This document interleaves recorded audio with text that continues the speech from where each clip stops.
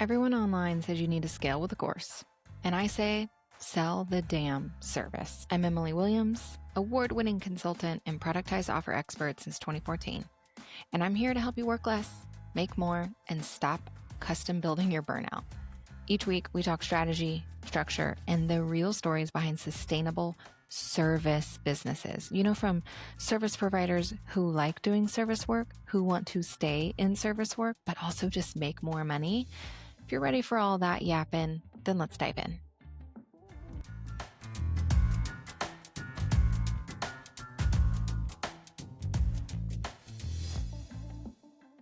So yesterday, I spent a lot of hours mapping out 2026 and breaking the year down by quarter and what my goals were and all of the things. And I'm going to record an episode where I'm talking about what is coming in 2026. But right now, before we do that, I want to say goodbye to 2025 and walk you all through how this year went, lessons that I learned, key takeaways, things I would do again, things I wouldn't do again, and all of the data that goes along with it. I believe in radical transparency. And as a service provider who offers both done for you and done with you services, offers, I think it's important for you to see the scope of all of that and the breakdown of all of that. I also do have, and we'll get into it, a couple of low priced offers. And I want to talk about the purpose and intention of them as well, and how even my own assumptions about them have shifted this year. And more recently in the last couple of weeks.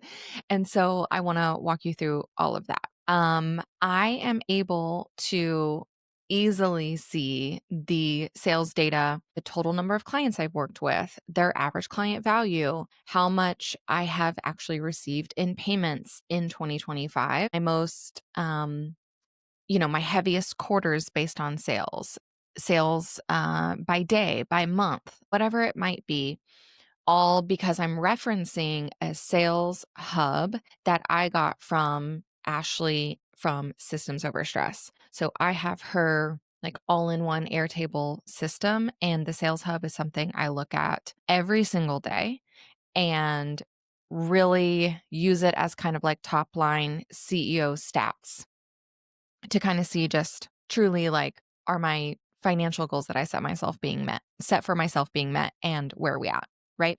So if you've been tinkering with her program or thinking about diving in, then this is yet another vote of confidence for this hub in particular, because it is really great. And it made pulling this information for you together for you.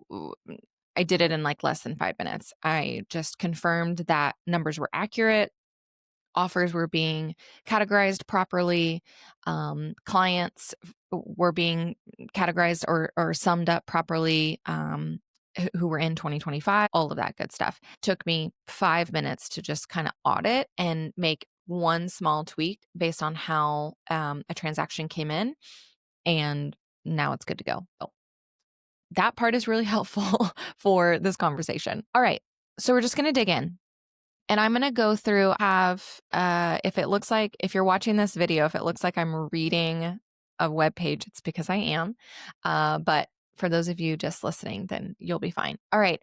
I have a couple of lessons that I learned, and then I have hard and fast data. So I wanted to kind of just talk about, before I get into the data, just the overall structure of my business. As a very quick reminder, I left my full-time job at a pretty large company that I had co-founded and ran for 8.5 years in 2023, spring of 2023.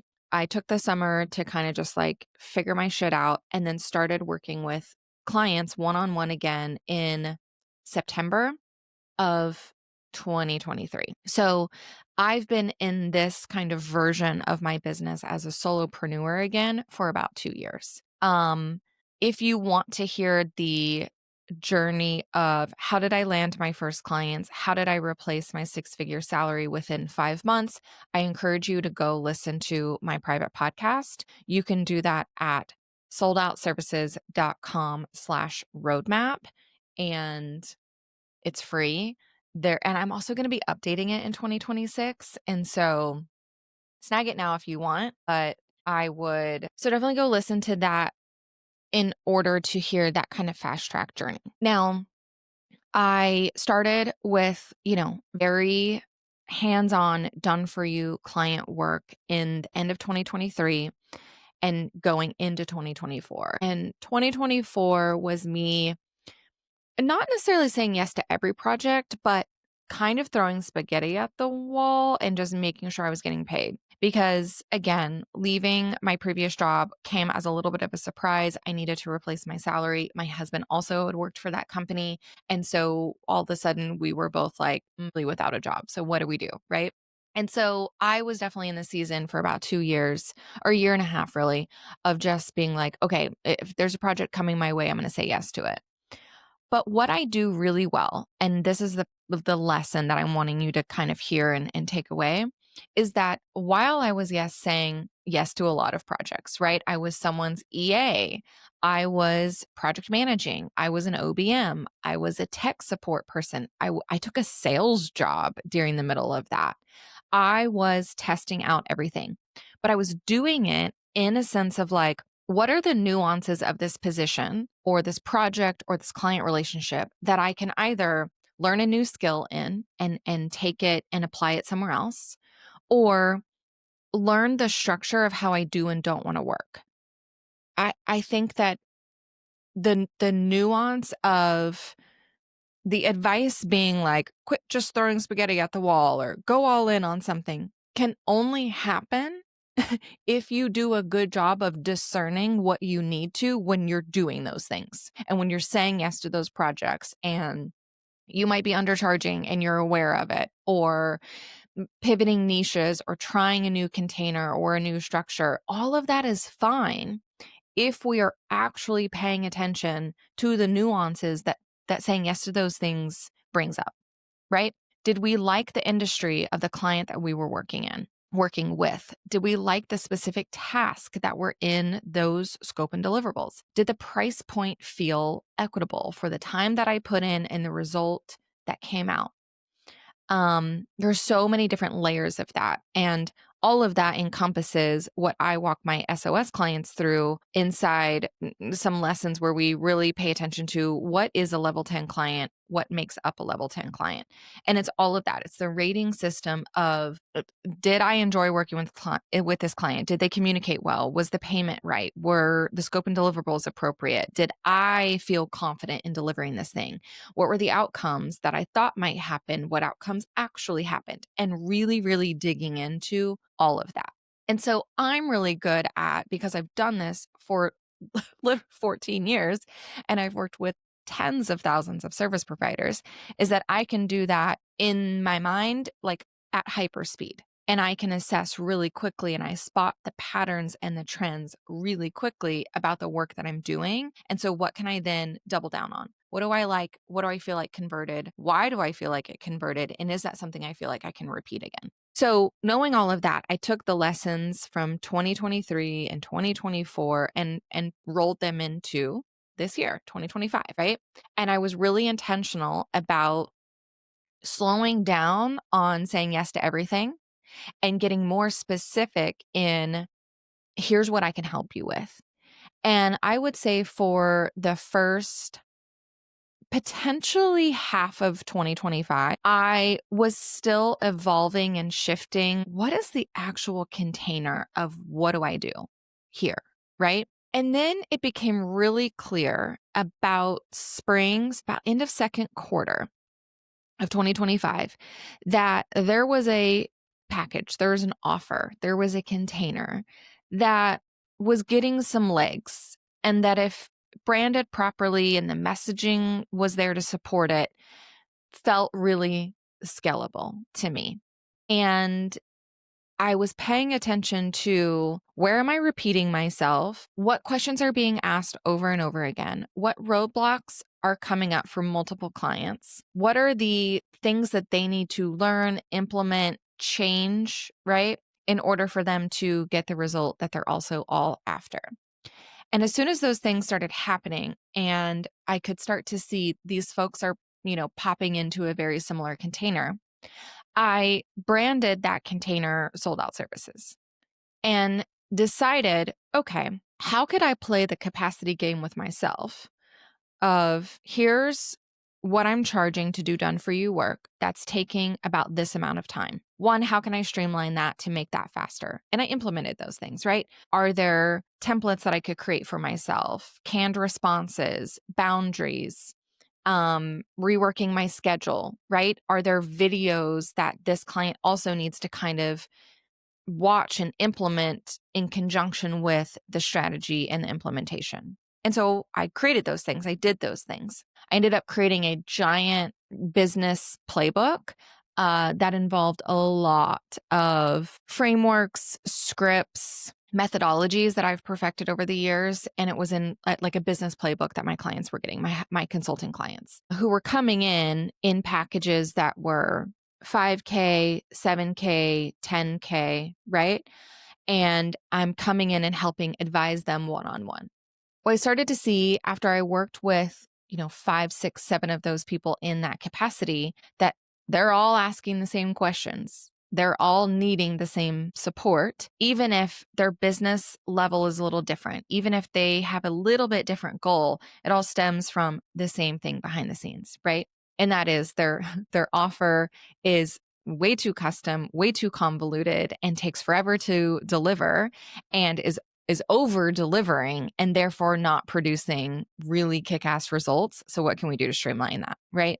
A lot of that is the work that comes from working with me inside Sold Out Services. So in about spring of this year, I rebranded that one-on-one advisory container that I had previously charged, anywhere from 5 to 9K, and I rebranded it as Sold Out Services. And it was going to be a very, very done for you and done with you container. There were still so many elements of it that were done for you. Copy being written, content being written, sales pages, proposals, scripts to clients being written, like a lot of stuff was being done for you. So I lowered the price a bit because not everything was done for you and it wasn't quite one-on-one. I wanted it to kind of see what a group setting would feel like. So I lowered the price to, I think it was like $4,500 and did a launch. And it went well. I got 9 people, which is very exciting. Brought them in and pretty immediately saw that the group aspect that I was envisioning was not translating with these clients. They didn't want group calls. They didn't want the group support. There was still this kind of sticking point of merging what used to be done for you to be done for you light with done with you. And I found myself still working a lot of one-on-one work with those clients, and which was fine, right? Like I still feel like it was priced appropriately for the one-on-one support that they got.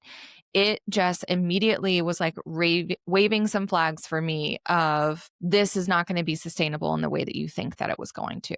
Because when I look at sustainability and service work, the original container, I was serving 1 to 3 clients per month, 3 being an absolute max at that rate, right?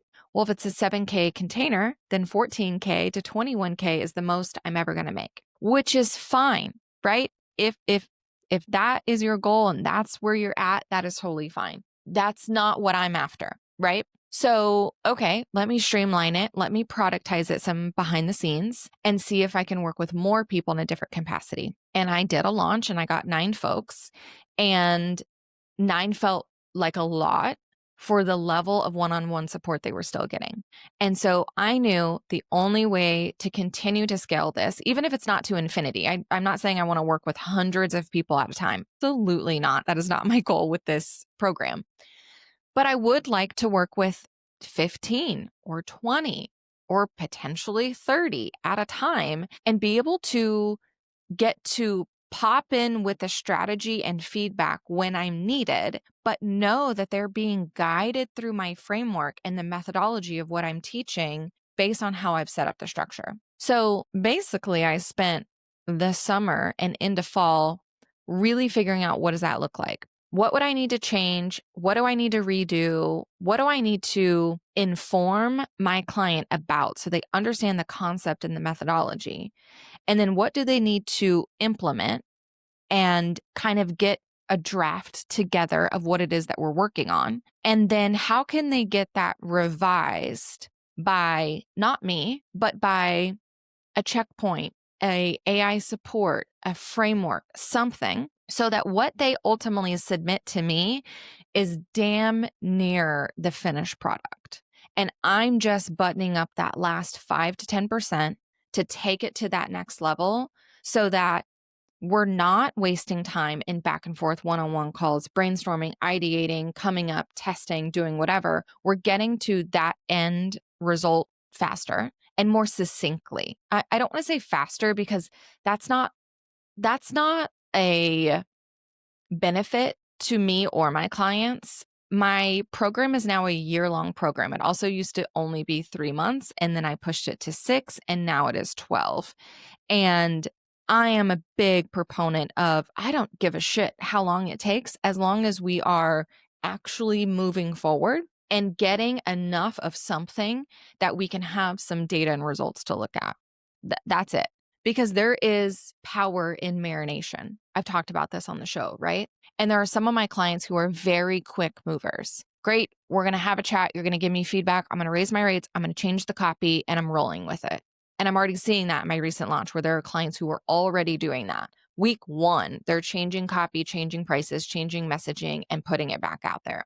There are other clients who are like, okay, here's what I think it's going to be, and I want to sit with this for a minute. And I want to have some one-on-one conversations, and I want to kind of like feel what it not only feels like in my body and in my business, but with my ideal clients and my messaging and how noticing how it impacts all of these other areas. And that is just as critical as someone who quickly changes and moves and pivots and is fast on their feet, right? Both of those serve really incredible purposes. All right. So I wanted a container that would support that and how people work differently, and also be a space that they weren't waiting on me to move forward. They weren't waiting to get some time on my calendar for a one-on-one, right? They weren't waiting on me to rewrite their entire sales page. And so what is and I had to audit this. I had to ask myself, what moves the needle the most for my clients in these various pillars that I'm teaching in them in this program, right? And I wasn't intending for this episode to be a full audit on my core container, but you're getting this too. I think this is helpful for you to also think about your own containers, right?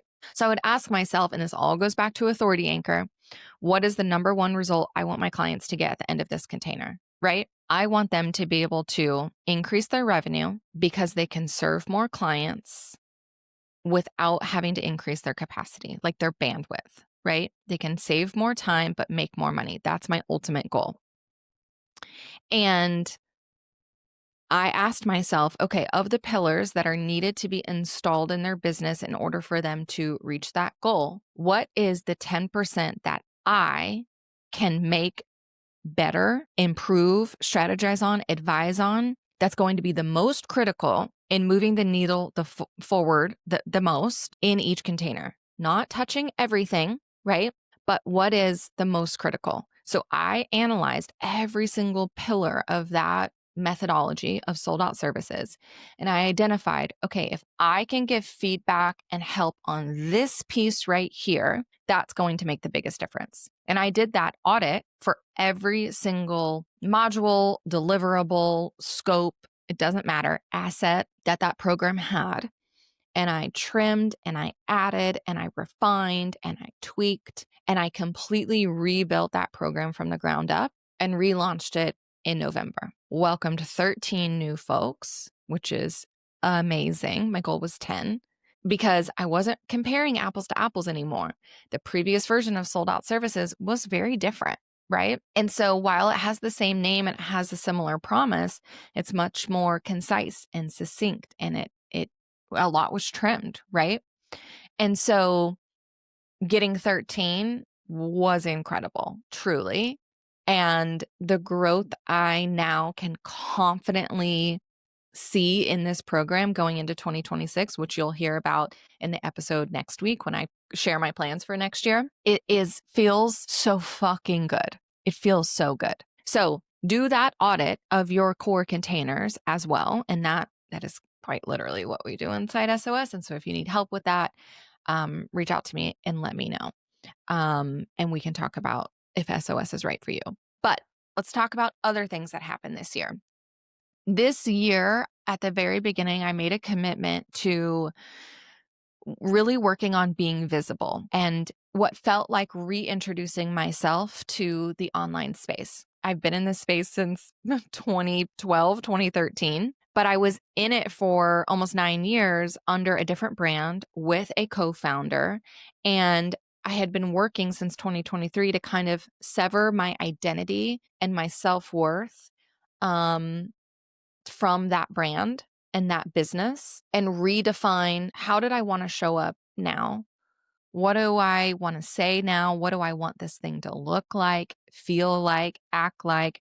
And so part of that for me is getting eyeballs on the brand and seeing how it lands, right? So I joined 2 networking communities at the beginning of the year, Entreprenista and Dreamers and Doers. Now, I did a lifetime membership to Entreprenista, so I'm still in that one. I'll be in it forever. Dreamers and Doers, I did pause my membership. It's pricier than Entreprenista. I can't remember the total amount, but I literally can't remember. You can Google because I'm sure the price changes. Dreamers and Doers is invite only, and you have to apply and you get vetted and you get inside. Dreamers and Doers it's a circle community. They're both circle communities. But Dreamers and Doers specifically, I have never been in a room with more talented, powerful, acclaimed women in my life. Those rooms are bananas. And there are some humans in there who are doing really incredible things. And I made some amazing friendships in those first couple of quarters. And because of those 2 communities, I was also connected with a lot of publications where I was able to apply to be quoted or be featured and do a write-up and do a story. And so for the first half of this year, I was in my featured era. I was featured in Forbes. I wrote and got paid to write for Business Insider. I actually won the award for Best Consultant from Entreprenista in 2024, and that was delivered at the beginning of 2025. And I mean, I was featured in a lot of places, like a lot of places, and that I felt like, because we all forget this, right? The work that we do 60, 90, 180 days ago pays off today. And so the work that I was putting in the first quarter of 2025, when those articles started being pushed out and I started getting asked to be on more shows and getting paid to come speak at events, that it's because of that visibility work, right? Sometimes we forget the connections of it all, and we undervalue because it's, especially if there's a delayed response. And so looking back on the year now, I can very clearly see the work being in those spaces, applying to be featured, getting selected, definitely paid off mid to later in the year. And it's absolutely what I attribute to how I feel about my business and my brand right now, where I feel so good about how I'm working, who I'm working with, how my brand is being perceived, who's interacting with it, and just the footing that I feel like I'm standing on in this business feels very solid. And that feels really good. So visibility was a big thing. Those communities were a big thing. Threads also helped a bunch with the visibility. So I joined Threads and started actively posting at the beginning of this year.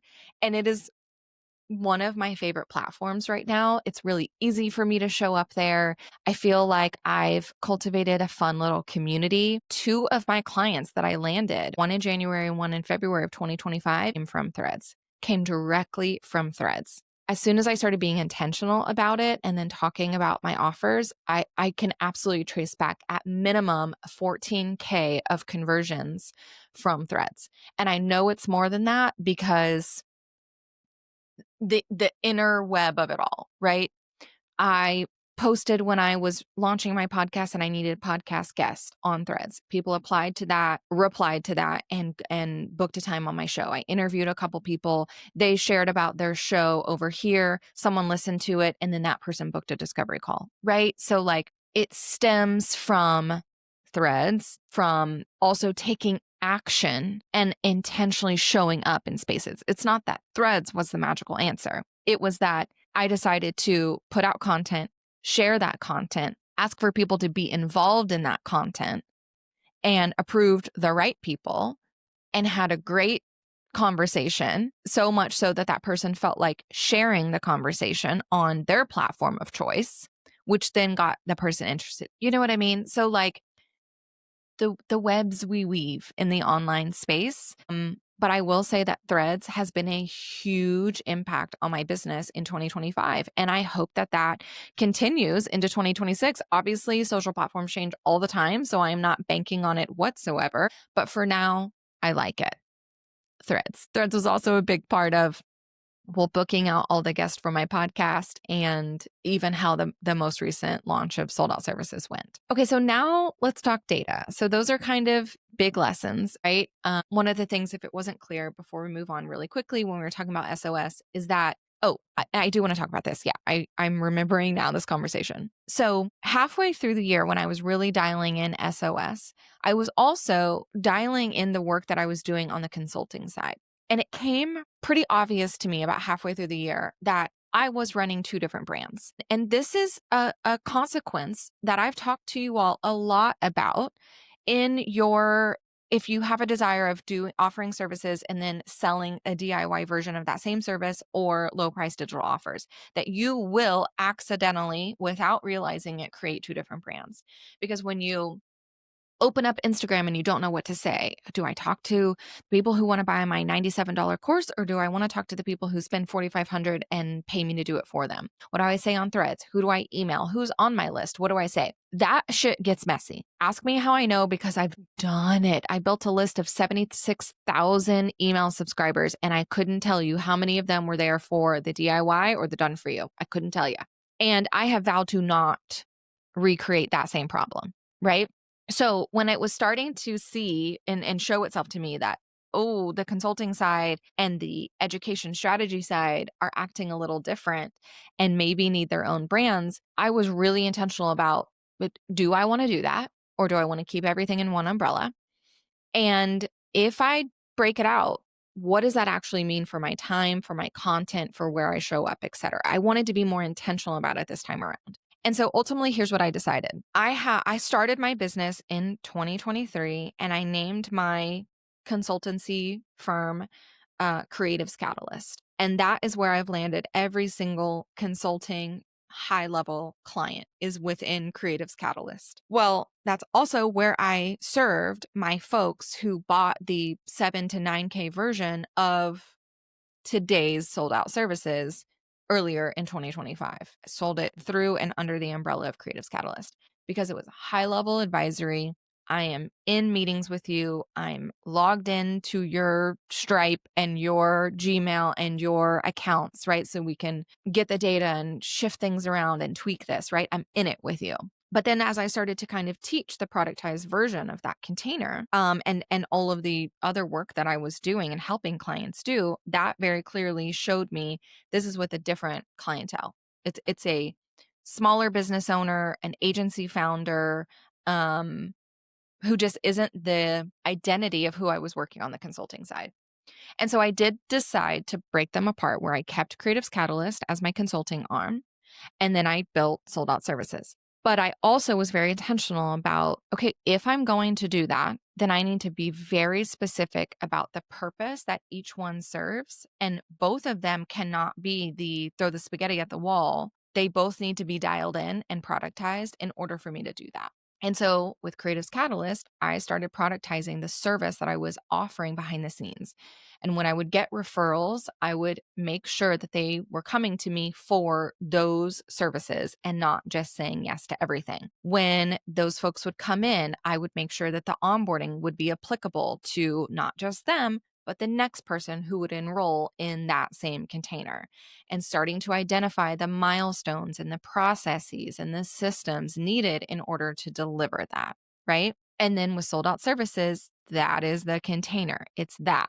There's not also templates. There's not also downloads. It's that. And then I had to ask myself, okay, I've identified the offers that each brand sells. Where am I showing up and creating content, and how am I getting clients for these businesses and these brands? So if we talk about Creatives Catalyst, it's 100% referral. It's 99% referral. My most recent client that I literally just landed, actually in the same launch week of SOS, found me through podcast. And she listened to one of my episodes, heard who I worked with, because I stated it very clearly, because I only work with a very specific type of clientele over there. By the way, it's TEDx speakers, New York Times bestselling authors, or high-level consultants, okay? And speakers consultants. So when I stated that on my other show, the Lazy Business podcast that I host with my friend Jessica Ely, she heard it and was like, oh, hey, that's me. Will you do systems? Oh, my systems are a mess. Let me hire you. And I'm coming in and I'm doing a full audit, rebuild, and training of the systems. I call it a digital ecosystem. That is the container that I sell over there. And it's for that specific audience, right? So anyways, it's 99% referral, 1% people who find me by the content that I'm pushing out there. But because it's referral, then there's not a ton of content that I push out for those containers, at least not right now. That might change in 2026, because those products or those containers are much higher price, much more labor intensive, that I can really only do 5 or so of them a year. Because what also happens is those folks keep me on retainer once our project is done, to help kind of maintain those systems and pull the data for them. And so as my retainer clients increase, my capacity for building out those systems decreases. That's just how that works, right? Right now in that container, there's nothing I'm going to do to change about that. I like the cadence. I like how it's working. In the same sense where I made a different decision in SOS, I'm making a different decision on Creatives Catalyst. Okay. So then that became really clear of what SOS stood for, who it was for, what it did. And those folks tend to be on Instagram, be on Threads, they sign up for newsletters, and they listen to podcasts, right? They take in content. And that content is really fun for me to create. And I truly love it. And so for me, it's a no-brainer to show up on Threads, Instagram, podcast, blogging, whatever, Substack even, to talk to service providers who need to productize, right? And then let my referrals refer on the consulting side, and make sure I'm providing a really incredible client experience so they do want to refer, and getting into their networks, and just kind of massaging that clientele of understanding a little bit more about where they hang out and what do they need and who are they, right? So that I can continue to grow that. But when I say that, like right now, I have a project and a project that's wrapping, and that person is rolling into a retainer. So I'm going to starting 2026, I'm going to have 2 people on retainer and 1 project wrapping up. I have someone else who is already ready to refer me to 5 people. 5 people. That will book me out for 2026. So like it's there. You know what I mean? So, I wanted to talk about that because I also feel like I talk about the separation of business so much with you guys, and here I am running kind of 2 business and brands. And I feel like it was much more thought out and much more intentional. And I'm not cannibalizing my offers. They're 2 different people, right? So those of you who are creating multiple offers at different price points are typically for the same person or the same genre of person. My person who joins SOS is not at all the consultant over here. Not at all, right? So different people. Okay. let's get to the fucking data, right? Are you ready? All right. So let me pull up my sales hub, my sales dashboard, and we're going to look at this year, 2025. Let's talk about clients first. Oh, sorry. Before we get to the data, one more thing. I did want to tell you that in 2023, maybe early 2024, I'd have to go back and look at the date. I did create 2 low price digital offers. One of them is the consulting services idea generator. It's a custom bot that I made for folks who are leaving corporate, who are wanting to start and become consultants, and they don't know of their skill sets, what services they should offer. And that helps them identify it. And then I also have, and it's like $11. I also have the plug and play consultant system, and it includes that bot plus I think 9 other bots that basically help you land your first clients and create like your first sustainable revenue from consulting work. Talks about how to write proposals, how to run discovery calls, sales calls, how to write scripts for client communication, how to project manage the projects that you're landing, all of it. It's like $97. I created those in 2024 because I was going to be I was a part of a summit that required you to have like a low price kind of digital offer for the summit. And I was like, you know what? Let me create this. I get asked these questions all the time. I'm kind of tired of answering those questions. So let me create something that I can just be like, go buy this thing for less than 100 bones and you'll get the answer, right? So I created it, put it into this summit, and it did really well. Well, they still exist. I never talk about them, except they're in my private podcast that I mentioned above, where if you're listening to that and I'm suggesting you go buy those bots to help you solve the problem, right? And so I'll randomly get some sales for it. I quite literally never talk about it. Well, what's really funny is that one of my sold out service clients bought the generator, used it, identified a service, started putting it together, and then came to me and said, I don't know if I should get the plug and play system or if I should just go ahead and like dive all into SOS. And so we talked about the differences, and obviously the level of support is drastically different, and kind of how fast did she want to move? How much did she want to decide on her own and pivot and tweak behind the scenes, and how much support did she want in order to do it with someone together? Ultimately, she decided she wanted way more support and so decided to enroll in SOS. But that was my first kind of orange flag of, oh shit, first of all, these products are still around and people are still buying them. They could very easily funnel into SOS if I was actually intentional about it. And I need to be mindful of, there is now a red flag of, oh, I don't know if I should do the DIY route or work with you route. And so I'm just paying attention to that. And I am seeing where that's popping up, right? And what do I need to be doing about that? It's all that I'm asking you to do is look at your shit and don't just look at the surface level, analyze it, have a conversation about it, interact with that data so that you can take it a step further and actually apply it. All right, now we're getting into data, I promise. All right, this year in 2025, I worked with a total, this is bananas to me, unique number of 70 clients. 70. That is absolutely bonkers bananas to me. 1, 2, 3 of those people were consulting generators. So the $11 bot, those were sales, but not necessarily like clients, right? But every other person, so 67 people, I had a conversation with, talked to, strategize with, built something for, whatever, whether it was a growth gap audit, whether it was Clarity Lab, a membership that I ran for 6 months, whether it was high level advisory and consulting or sold out services, right? 67 clients, right?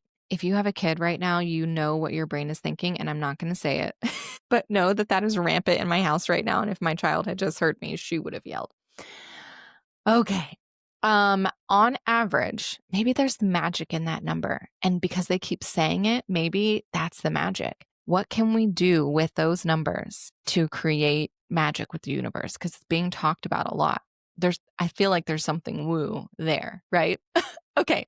Anyways, on average, my clients are spending just under $3,000 with me. So $2,988.91, right? Knowing your ACV or your average client value is really, really helpful when you talk about and think about and plan how many clients do you want to work with, right?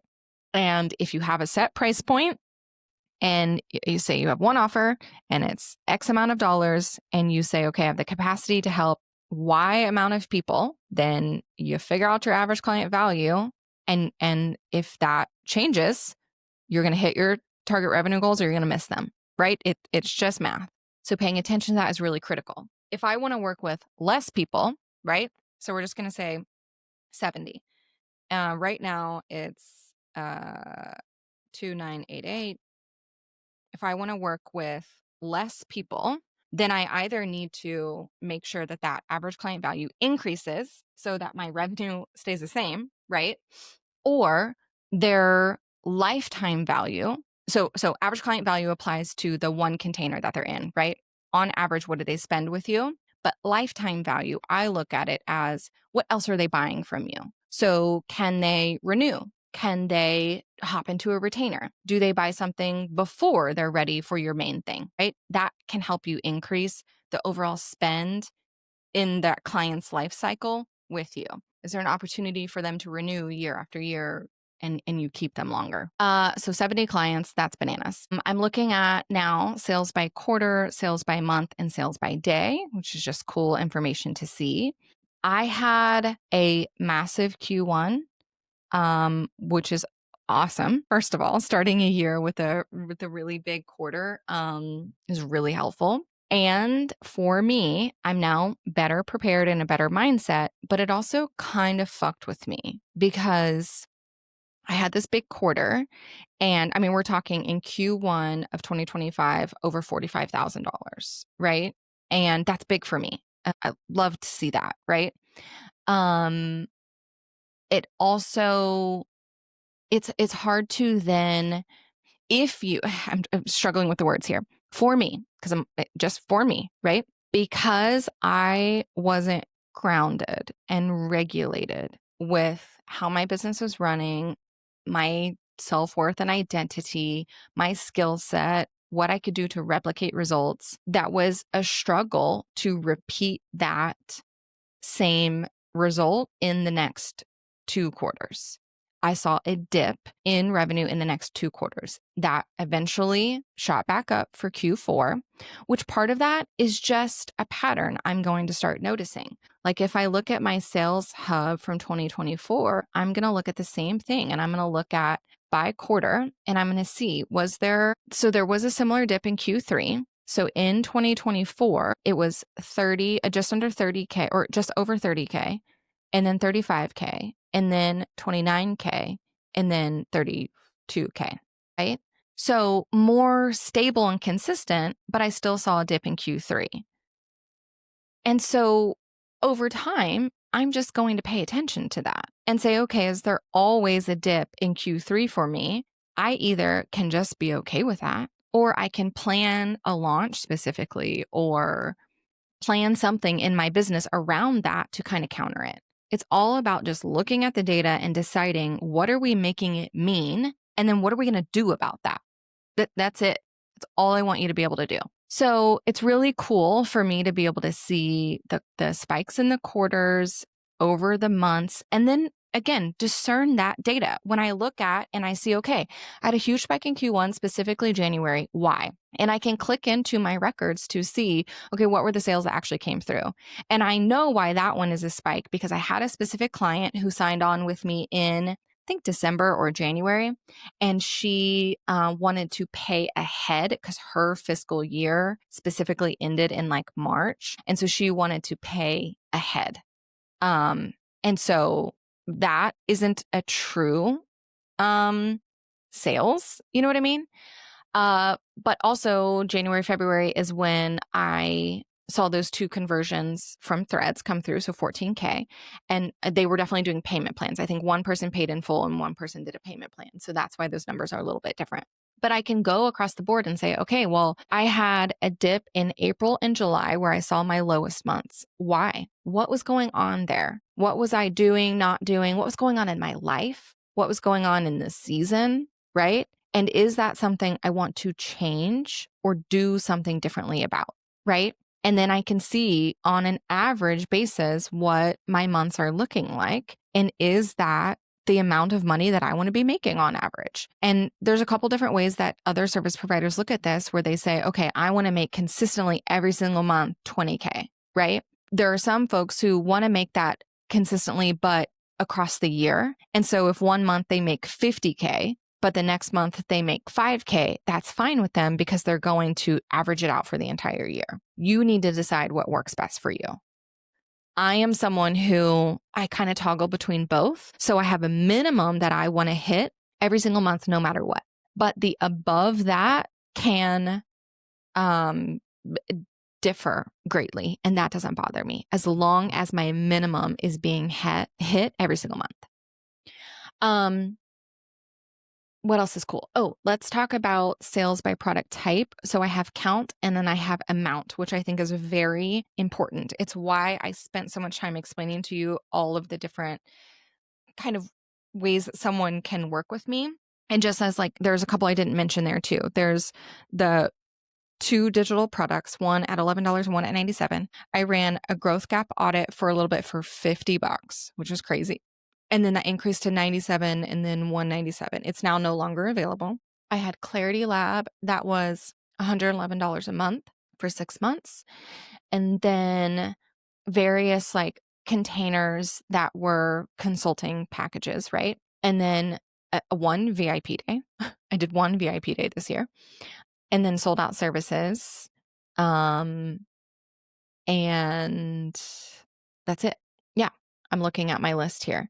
And there's a couple of, I want to take out some of these things because if you didn't know, I wrote and published a book in 2023. And I still get sales from that book. And it all comes to this sales hub because it's under my one main LLC. But I'm not promoting it. I'm not talking about it. It doesn't lead to anything. And so I'm going to take it out of my dashboard real quick. Okay. I fixed my data at this point. So I want to show you this now. Okay. Or talk about it. You can't see it. So we're going to look at sales by product type count, meaning the amount of unique sales, and then the amount, meaning the sum of the dollars, right? So remember, Clarity Lab membership, consulting package, high level consulting, VIP day, an intensive, which was another version of the done for you sold out services before it was rebranded to sold out services and restructured. Then of course we have SOS and then digital product, which is those GPTs. Okay. And then the audit, which is the growth gap audit. All right. So at 30%, 30.7, we have consulting. Okay. 29%, we have Clarity Lab because again, the count of there were multiple members for multiple months. So the count of that is high. But it's interesting because to me that's as high as consulting. Because $111 obviously is a lot different than, a $1,500 a month retainer or a $9,000 project, right? And then at 26.5%, we have SOS. So by count, Clarity Lab, consulting, and SOS. Okay. Now, if we look at amount, 71% of my revenue comes from consulting and 20% comes from sold out services. Okay. So that is the perfect example of what I mean by if you go low price digital or even low price membership, the quantity is going to feel really sexy. The quantity itself is competing with my consulting packages and my core container. But the weight of the percentage of how it impacts my total revenue is only 3.5%. Okay. So that is what I want you paying attention to and looking at when you have low priced offers, because then the next level of conversation of this is how much time and energy am I spending for 3.5% of my revenue? The audit was less than 1% of my revenue, and it didn't convert as well as I thought it would into other containers. There were some people for sure. I think I did about 15 audits this year. I want to say 3 of them converted into something higher container, but the audits were very labor intensive. But again, I learned a lot. They were very intentional. I needed to see behind the scenes of the businesses that I wanted to work with. It was a market research for sold out services, right? And when I found myself in those audits saying the same thing to these people of, if you just streamline this and you cut this and you took your capacity down to here and you raise this rate, here are the results that you would get. I kept saying that over and over. That was major green flags for me that SOS was onto something. So it's not a bummer. You know what I mean? It's not a mistake. Yeah, it's 0.59% of my total revenue, but the lessons and the takeaways and the messaging that I got from that impacted 20% of my revenue. Everything has a purpose if you pay attention. And some of the purposes are worth it and some of them aren't. And that's all that we need to be making decisions about, right? Okay, so 71%. 71% of my revenue comes from consulting, and I work with significantly less clients in that container. That's Creative's Catalyst, you know? So, okay, what else? I did this math. I increased my revenue from last year by, I thought I wrote this down. I think 11%. Yeah, I increased my revenue from 2024 to 2025 by 11%. And that's really cool to see. That is service growth, right? Goals of 25%, 50%, doubling the business, right? Isn't realistic for people who are doing done for you work. And so when I planned 2026, which you'll hear about next week, I took all of this data into consideration. Okay. What was going to be true about my numbers based on patterns and trends that I had already seen. That's why it's important to look at your data and make the plan according to what's most likely going to happen. You don't have to be pulling shit out of thin air. Okay. So use this episode as your kick in the booty to go look at your data, go look at your numbers, organize your shit, go get a sales hub or build one, whatever, so that you can start to have these informed decisions with yourself. Okay. I hope you had a fantastic 2025, and definitely tune in next week to hear about the plans for 2026.